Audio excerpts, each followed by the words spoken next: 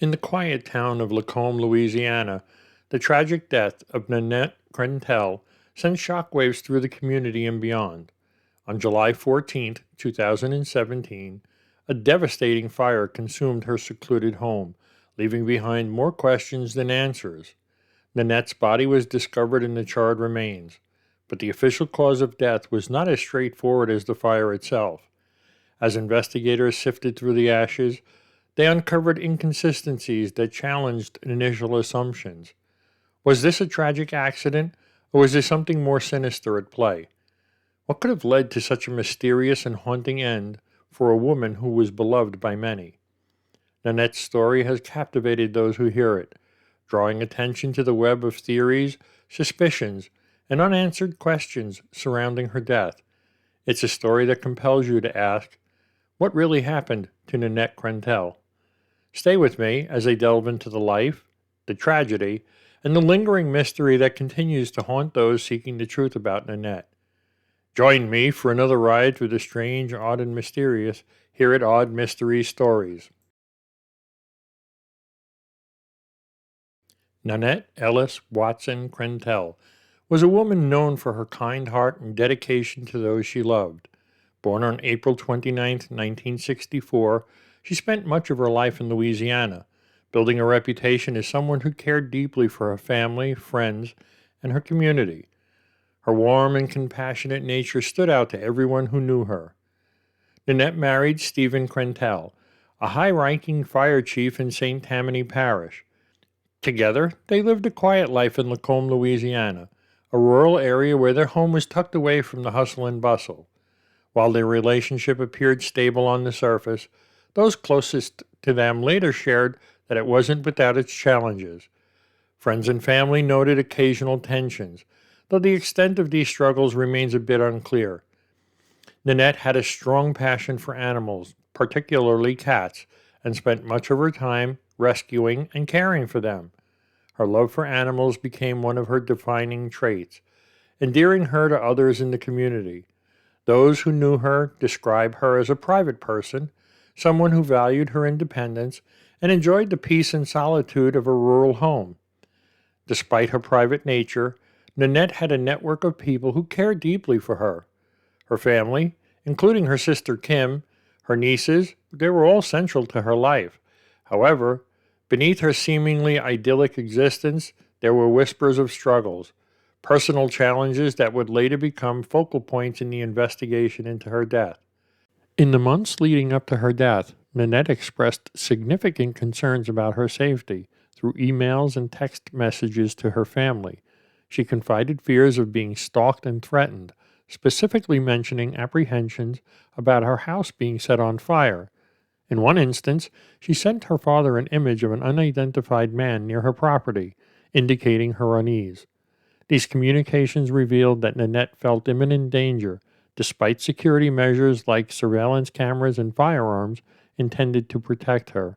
Her sister Kim Watson noted that Nanette's repeated expressions of fear seemed to go unheard, highlighting the depth of her anxiety.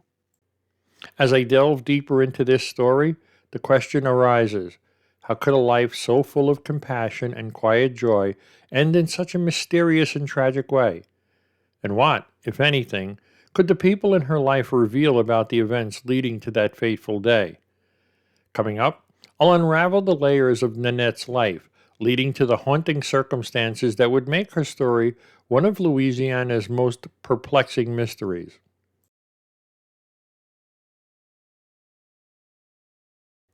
On July 14, 2017, the tranquility of Lacombe, Louisiana, was shattered by a devastating event. That afternoon, a neighbor's child noticed smoke billowing from the home of Nanette Krentel and promptly alerted authorities. Firefighters arrived to find the residence fully engulfed in flames. After extinguishing the blaze, they discovered Nanette's charred remains inside the home. Initial assumptions pointed to the fire as the cause of death. However, an autopsy revealed a gunshot wound to Nanette's head, indicating that she had died before the fire started. This finding transformed the case from a tragic accident to a complex homicide investigation. The circumstances raised numerous questions. Who would want to harm Nanette? What was the motive behind such a heinous act? And why was the fire set after her death? These questions marked the beginning of a perplexing mystery that continues to confound investigators and the community alike. As I go deeper into this case, we'll explore the investigation's progress, the challenges faced, and the theories that have emerged in the quest for justice for Nanette Krentel.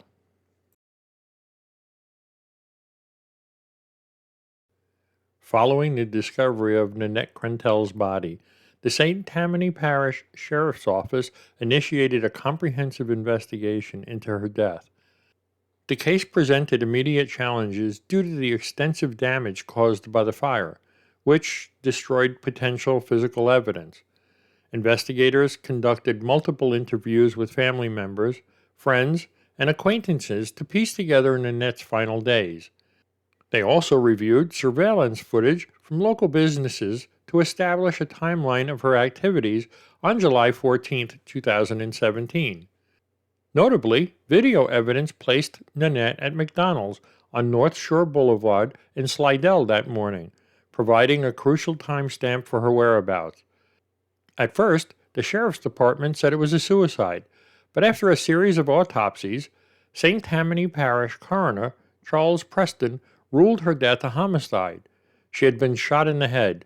In 2017, he provided an interview with WDSU and said, "One of the most compelling pieces of evidence is there was no soot in her airway, even on a microscopic examination. So that strongly argues that she was dead at the time the fire was started." The discovery of firearms near Nanette's body added complexity to the case. At least one of these weapons could not be ruled out as the firearm used in her death, prompting further forensic analysis.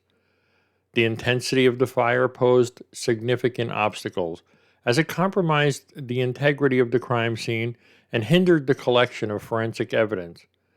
Despite these challenges, the Sheriff's Office, with the assistance from the FBI and other agencies, remained committed to uncovering the truth behind Nanette's death. As the investigation progressed, it became evident that this case was far from straightforward, leading to various theories and speculations about the events leading up to that tragic day. As investigators pieced together the fragmented details of Nanette's death, conflicting conclusions began to emerge, complicating an already challenging case. The St. Tammany Parish Coroner's Office ruled Nanette's death a homicide, citing a gunshot wound to the head as the cause of death. This finding suggested foul play, raising the stakes for law enforcement to identify a potential suspect. However, the St. Tammany Parish Sheriff's Office appeared hesitant to officially classify the case as a murder. Despite the coroner's ruling, Sheriff Randy Smith publicly stated that no evidence had definitively ruled out suicide, creating tension between the two agencies. This ambiguity left many, including Nanette's family, frustrated and searching for answers. Adding to the confusion, toxicology reports indicated the presence of prescription medications in Nanette's system. While not unusual for someone her age, these findings became a point of contention, fueling speculation about her state of mind at the time of her death. Some investigators considered the possibility that Nanette's death was self-inflicted, with the fire set as an intentional act to obscure the circumstances. Nanette's family, particularly her sister Kim Watson, firmly rejected the idea of suicide. They emphasized that Nanette had been planning for the future, citing her love for her pets and her dedication to maintaining her home as evidence of her positive outlook. Kim and other family members publicly questioned the sheriff's office handling of the case, further straining the relationship between law enforcement and the family. The conflicting conclusions raised broader questions. Was this a case of miscommunication or a deeper issue with the investigation? Could key evidence have been overlooked, or were there factors not yet revealed to the public? These questions deepened the mystery, leaving the case suspended in uncertainty and inviting widespread speculation. As this story continues, the focus turns to the theories that emerged, each attempting to unravel the events surrounding Nanette's tragic death. The conflicting conclusions in Nanette's case gave rise to numerous theories, each attempting to explain the puzzling circumstances of her death, from potential foul play to personal struggles. The theories varied widely, reflecting the uncertainty and intrigue around the investigation. One of the most compelling theories is that Nanette's death was the result of foul play and that the fire was deliberately set to destroy evidence. The timing of the fire, coupled with the gunshot wound to Nanette's head, supports this notion. Investigators found multiple firearms at the scene, but forensic tests failed to conclusively match them to the fatal shot. This left open the possibility that someone else was involved, perhaps someone familiar with Nanette's routine and the layout of her home. As the investigation progressed, questions arose about Nanette's marriage to Stephen Krentel. While he was not officially named a suspect, some speculated about tension in their relationship, including allegations of infidelity on Stephen's part. Stephen maintained his innocence, cooperating with investigators and publicly expressing his own desire for justice. Still, rumors about their private life fueled suspicion, with some wondering if personal conflict had played a role in the tragedy. Another theory posits that Nanette may have been the target of a premeditated attack. Given Stephen's position as a fire chief, it's possible that his role, or decisions at work, could have angered someone enough to seek revenge by targeting his wife. However, no evidence has surfaced to substantiate this claim, and law enforcement has not publicly indicated that such a motive is even being pursued.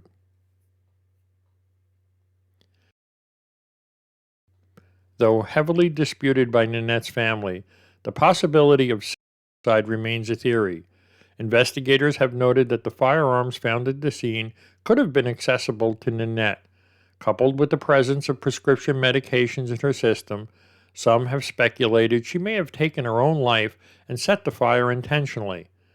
This theory is deeply unsettling for her loved ones, who insist that Nanette was not in a mental state to consider such an act.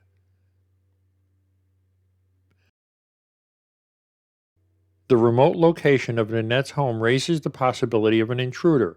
Could someone have entered the property, committed the crime, and set the fire to escape detection? While plausible, the lack of clear physical evidence, likely destroyed in the fire, has made it difficult to support this theory. As these theories continue to be debated, Nanette's death remains a haunting mystery. The contradictions in evidence and the absence of definitive answers leaves room for endless speculation. Which theory, if any, holds the truth? And could there be a motive or a detail that has yet to come to light? In the months preceding her death, Nanette expressed significant concerns about her safety, especially when it came to her brother-in-law Brian. She confided in family members about fears of being stalked and threatened, specifically mentioning apprehensions that her house could be set on fire. These fears were communicated through emails and text messages, where she detailed her anxieties and the measures she was taking to protect herself. To address these concerns, Nanette and her husband Steve installed 9 surveillance cameras around their 100-acre property. Despite these precautions, on the day of the fire, none of the cameras provided clues to identify her killer, as the digital video recorder was doused with an accelerant, preventing data recovery.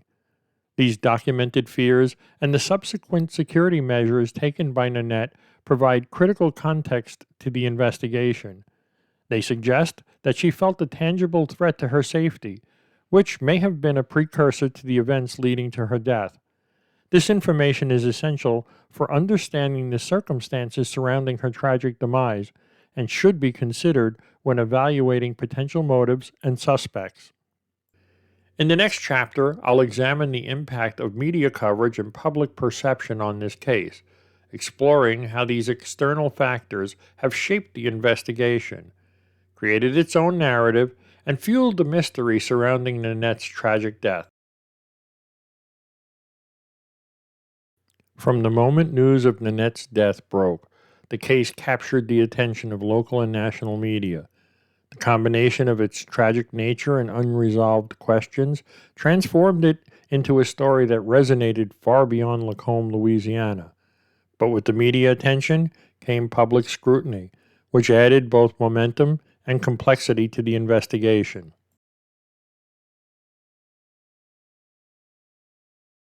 Initial reports focused on the fire and the discovery of Nanette's body. However, when details about the gunshot wound and the conflicting conclusions between the coroner and law enforcement emerged, media outlets began emphasizing the mystery. Headlines questioning whether Nanette was murdered or if the fire was a cover up fueled public intrigue. News outlets also highlighted the strained relationship between Nanette's family and the St. Tammany Parish Sheriff's Office. Public disagreements about the handling of the case became a focal point, casting doubt on the progress of the investigation and leading to increased calls for transparency.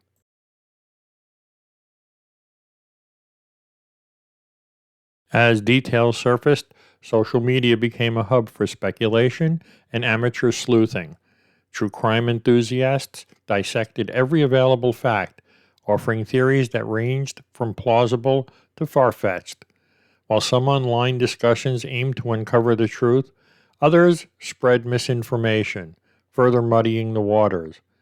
Nanette's family also took to social media to share updates and to express their frustration with the investigation. Her sister, Kim Watson, frequently addressed the public, advocating for justice and urging anyone with information to come forward. These posts galvanized supporters, but they also attracted skeptics, leading to heated debates online.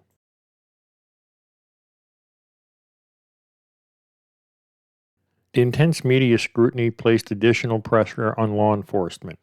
While public attention often serves as a catalyst for resolving cases, it can also complicate investigations by introducing distractions and misinformation. In Nanette's case, the media focus on the perceived discord between the coroner and the sheriff's office may have overshadowed critical leads. Additionally, the media coverage brought renewed attention to past controversies involving the St. Tammany Parish's Sheriff's Office, raising questions about the department's handling of high-profile cases. This historical context led some to wonder whether institutional issues might be impeding the investigation into Nanette's death.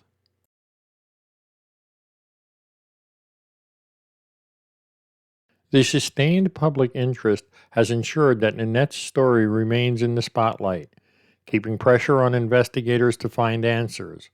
However, it has also amplified the emotional toll on her family, who continue to navigate their grief while advocating for justice. As I move closer to examining the most and least plausible theories in this case, it's clear that media coverage and public perception have played a significant role in shaping how Nanette's story is told and understood. Could the constant spotlight eventually lead to a breakthrough, or has it only served to complicate an already convoluted mystery? In the next chapter, I'll explore the family's ongoing efforts to seek justice and the challenges they face in their pursuit of the truth. For Nanette's family, the years since her tragic death have been marked by a relentless pursuit of answers. Refusing to accept uncertainty, her sister, Kim Watson, has become the family's most vocal advocate, tirelessly working to ensure that Nanette's story remains in the public eye. Kim Watson has openly criticized the handling of the case by St. Tammany Parish Sheriff's Office, pointing to what she believes are gaps in the investigation. From the beginning, Kim maintained that Nanette would never have taken her own life, dismissing theories of suicide as inconsistent with her sister's character.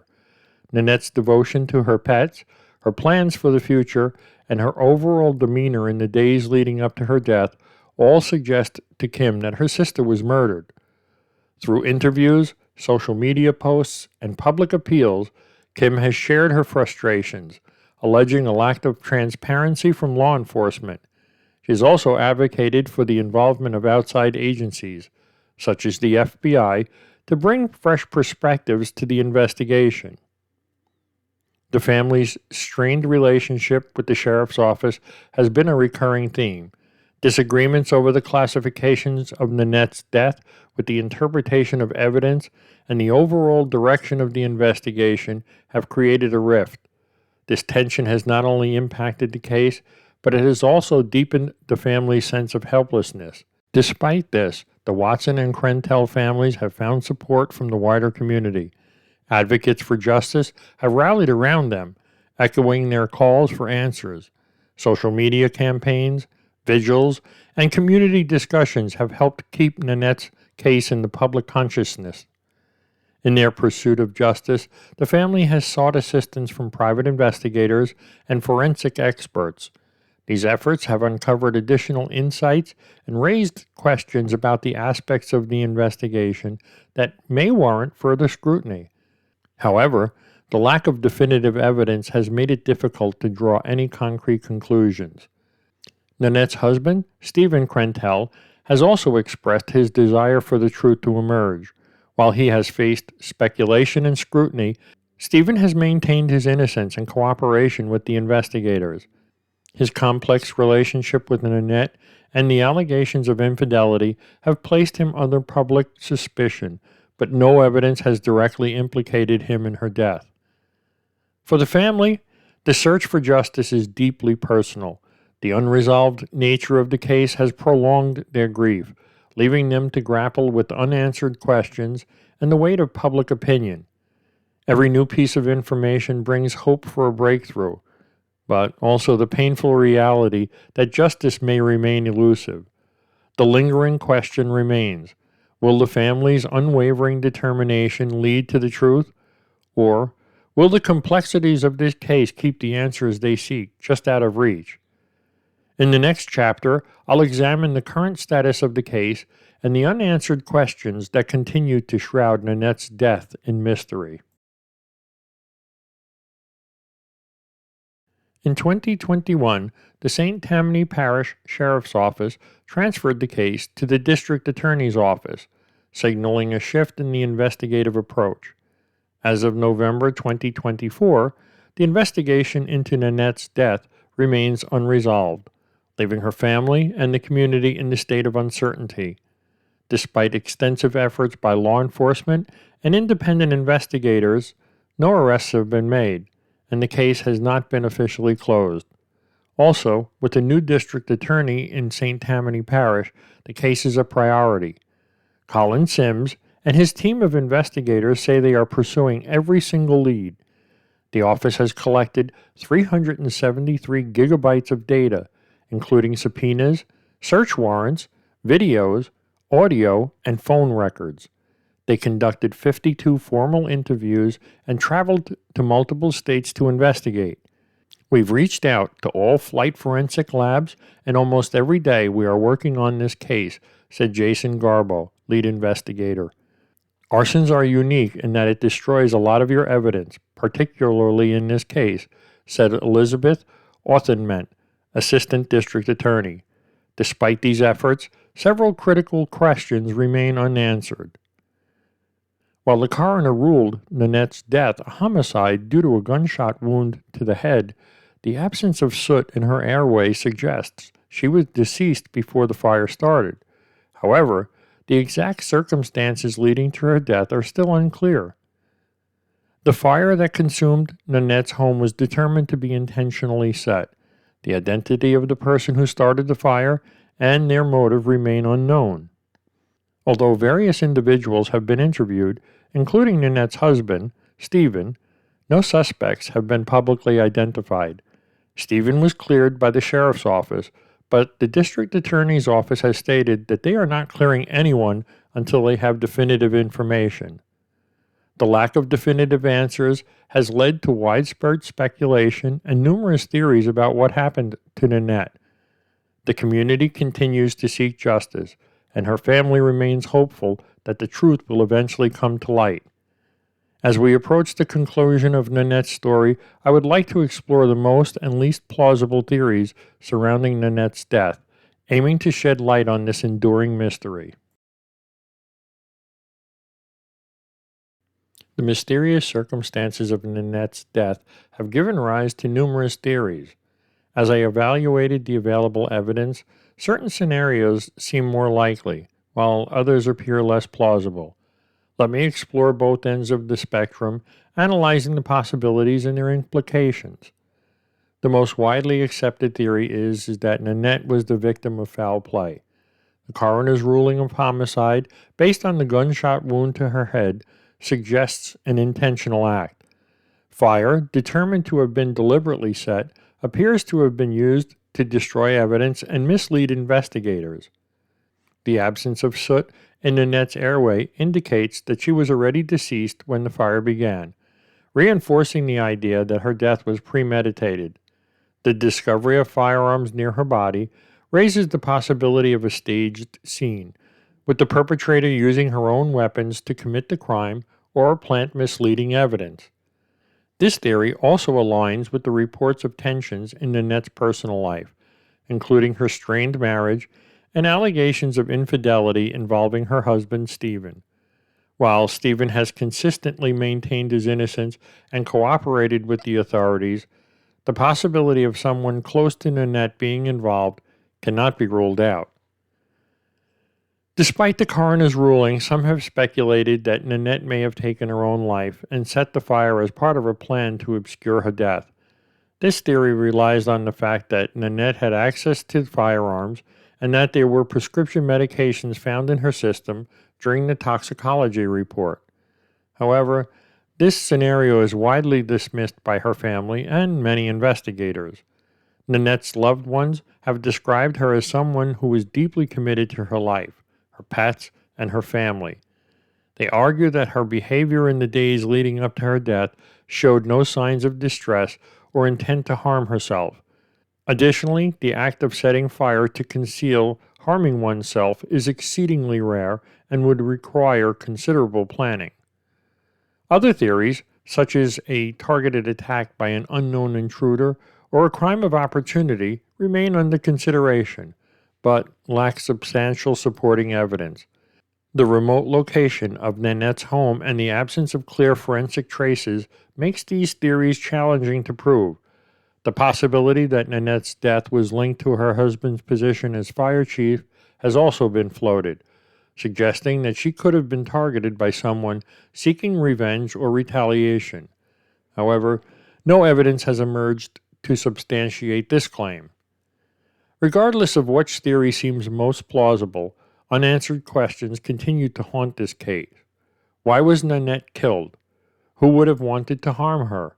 And what critical pieces of evidence remain hidden, waiting to unlock the truth? As I approach the conclusion of this story, I'd like to reflect on the profound impact Nanette's death has had on her family, friends, and community. While theories provide possible explanations, they cannot replace the clarity and justice that her loved ones so desperately seek.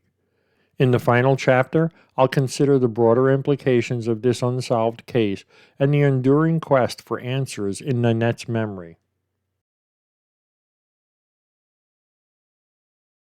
For Nanette's family, the pain of her loss is compounded by the absence of clear answers. Her sister, Kim Watson, has carried the weight of advocacy, tirelessly pushing for justice and refusing to let Nanette's story fade from the public memory. Each new development brings a mix of hope and heartbreak, as the promise of resolution remains elusive. The uncertainty has also taken a toll on the broader community.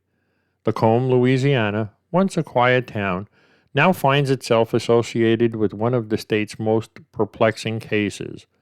The continued attention has sparked important conversations about justice, transparency, and the complexities of investigating crimes in a small, close-knit community. It's impossible not to reflect on the enduring impact of Nanette's life. She was a woman deeply loved by her family and friends, remembered for her kindness and unwavering devotion to her pets and community. Her story serves as a poignant reminder of the need for vigilance in seeking justice, even when the path forward is unclear. While the questions persist, one thing is certain: Nanette's story will not be forgotten. It lives on as a powerful reminder of the complexities of life, the fragility of justice, and the enduring search for truth. The most profound questions remain and shouldn't be ignored. Will the truth ever come to light? Or will this case remain a reminder of the mysteries that sometimes evade resolution, even in the face of relentless pursuit? Hey, thanks once again for watching my video. My name is Vince. Would you please consider supporting my channel either by buying me a cup of coffee in the link below, or even treating yourself to some merchandise at my online shop? I truly appreciate your support. If you enjoyed this story, you might also be interested in the story involving the mysterious disappearance of Rachel Barber. You will find the link to that story in the upper right corner of your screen. Thank you.